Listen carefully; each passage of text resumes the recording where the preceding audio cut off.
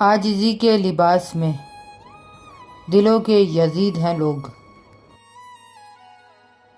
गैरों को भी करते हो मोहब्बत से इशारे, क्या इतनी काफ़ी नहीं तौहीन हमारी। मुझे अकेलेपन से नहीं झूठे रिश्तों से वहशत होती है। एक शख्स पास रहकर भी समझा नहीं मुझे, इस बात का अफसोस है, शिकवा नहीं मुझे। कोई मुनाफ़कत सिखाओ मुझे, रिश्ते निभा सकूं मैं भी। अच्छा तो फिर ये फ़ैसला हुआ, तुम्हें अनाए मुक़द्दम है, हम नहीं।